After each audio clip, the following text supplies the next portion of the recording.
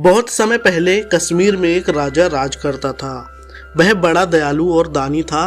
प्रजा की भलाई के लिए नित नई योजनाएं बनाता रहता। मगर पिछले कई वर्षों से एक ऐसी समस्या उनके सामने आ गई थी, जितना भी वह उसके बारे में सोचता उतना ही वह उलझता जाता। समस्या थी बाढ़ की। कश्मीर घाटी के बीच एक नदी बहती थी, आज भी बहती है, झेलम, किंतु तब इसका नाम था बितस्ता। बितस्ता कश्मीर के खेतों और बागों को सींचती थी, मनुष्यों की प्यास बुझाती थी और यहाँ तक कि लोगों को अपनी छाती के ऊपर से दूर दूर तक ले भी जाती थी। तब बहुत सारा व्यापार नावों के द्वारा ही होता था। वास्तव में कश्मीर की खुशहाली इसी बितस्ता नदी के कारण थी, पर कुछ सालों से बितस्ता भयंकर रूप धारण करने में लगी हुई थी। वर्षा ऋतु आती तो नदी उमड़कर अपने किनारों को दौड़ती हुई मदमस्त हाथी की तरह बस्तियां उजाड़ती हुई पेड़ पौधे रौंदती मनुष्य और पक्षियों को बहा ले जाती। हर साल अनेक गांव बर्बाद होते और बहुत सारे लहलहाते धान को नष्ट कर जाती।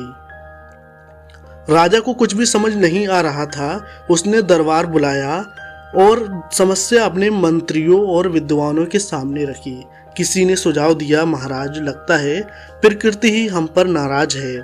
ईश्वर हमें दंड दे रहा है, इसलिए माता समान बितस्ता नदी हमारा विनाश करने पर तुली है।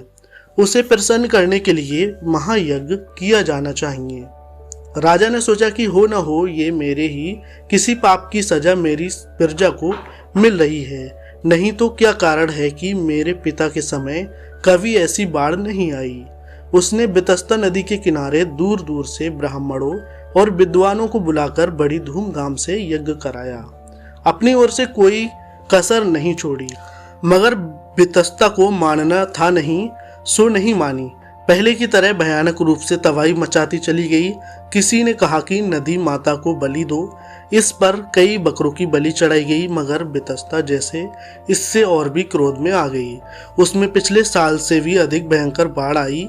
एक दिन राजा अपने दरबार में बैठा इसी सोच में डूबा था।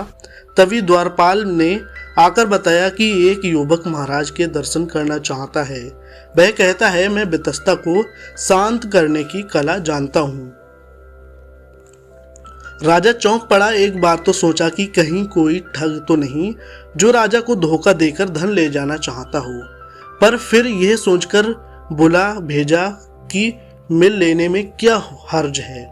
हो सकता है कि उसके पास सचमुच में कोई मंत्र हो।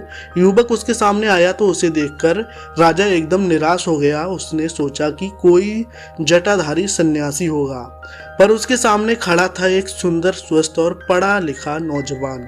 नदी को बस में करने की शक्ति उसमें होगी, ये सोचना भी मूर्खता थी। बेमन से राजा ने पूछा, युवक, तुमने जो दावा किया है क्या वह सच है?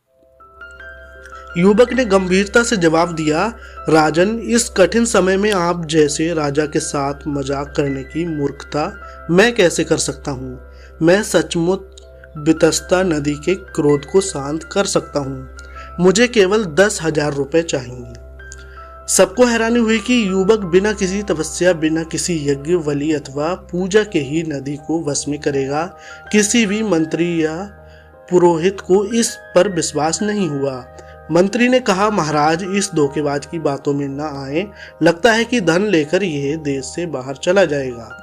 राज पुरोहित ने भी कहा, राजन, मेरे विचार से इस युवक का दिमाग खराब है। नहीं तो जहां बड़े बड़े पंडित कुछ न कर सके, वहां ये पागल क्या कर सकेगा। इस पर युवक बोला, महाराज, आप पहले तो अपने राजवैद्य से मेरी जांच करा लें, मैं पागल हूं या नहीं। फिर मेरे साथ अपने किसी कर्मचारी को लगा दें ताकि मैं देश छोड़कर ना जा सकूं। 1 सप्ताह के भीतर यदि बितस्ता नदी अपनी सीमाओं में ना बहने लगे तो जो आपके मन में आए वह दंड मैं भोगने के लिए तैयार हूं। अगले दिन राजधानी श्रीनगर में यह समाचार आग की तरह फैल गया कि एक पागल नदी को बस में करने वाला है। सुबह से ही बहुत से लोग नदी के किनारों पर तमाशा देखने के लिए आ गए, क्योंकि वह युवक नाव में बैठकर नदी के एक छोर से दूसरी छोर तक जाने वाला था।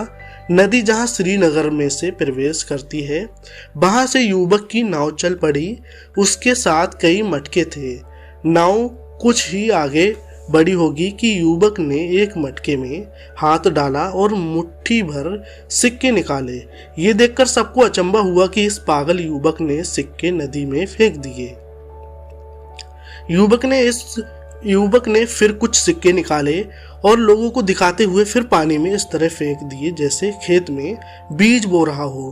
पहले तो लोगों ने सोचा कि शायद ये कोई पूजा हो, मगर जल्द ही वे समझ गए कि युवक बेमतलब पैसे फेंक रहा है, जैसे पैसे न हो कंकड़ हो।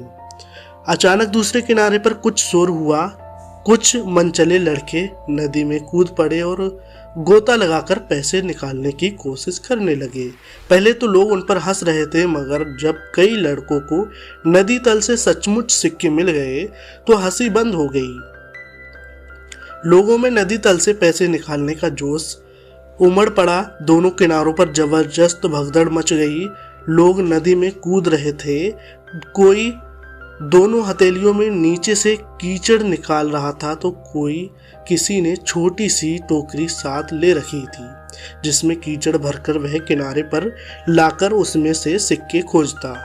कुछ लोगों को इससे भी अच्छी तरकीब सूझी। वे दल बनाकर नदी तल से कीचड़ निकाल कर नावों में भरने लगे। एक दल किनारे पर कीचड़ डाल आता तो दूसरा उसमें से सिक्का निकालता और वह युवक लगातार मटकों में से पैसे निकालकर लोगों को दिखा दिखाकर नदी में फेंकता रहा, जैसे कह रहा हो और गहराई में जाओ और जितने सिक्के बटोर सको बटोरो। नदी के बीच में पहुंचकर तो उसने सिक्कों से भरा मटका ही पानी में उलट दिया। ज्यों-ज्यों उसकी नाव आगे चली त्यों-त्यों सिक्के खोजने वालों की संख्या भी बढ़ती जाती।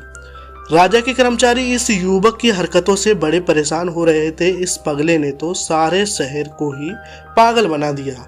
चंद सिक्कों के लिए लोग मिट्टी नदी से निकालकर किनारे पर डालने के लिए उतावले हो रहे थे, मगर युवक किसी की चिंता किए बिना अपना काम करता रहा। शाम हो गई तो वह घर चला गया। अगले दिन उसने देखा कि सूरज निकलने से पहले ही लोग फिर नदी में गोते लगाने निकल पड़े। दूसरे दिन भर यही क्रम चला। किनारों पर मिट्टी के अंबार लग गए पर लोगों का उत्साह कम नहीं हुआ। तीसरे दिन सुबह लोगों ने चमत्कार देखा। बितस्ता का पानी कई हाथ नीचे चला गया था और किनारे कई हाथ ऊंचे हो गए। उस दिन राजा ने नदी पर आकर सारा दृश्य देखा तो उसकी समझ में आया कि नदी क्रोध में क्यों थी। बरसों से नदी की गंदगी बहकर उसी में चली जाती थी, जिससे उसका तल ऊपर उठ जग गया और पानी के बहाव में बाधा आ जाती थी। इसी सच्चाई को समझने के लिए यज्ञ और बलि की नहीं, प्रकृति के स्वभाव की जानकारी जरूरी थी। उस दिन के बाद नदी में बरसों तक बाढ़ नहीं आई और कई दलों से पानी निकल गया। ऐसे ही एक स्थान पर एक नगर बस गया जिससे आज सोहोर कहते हैं।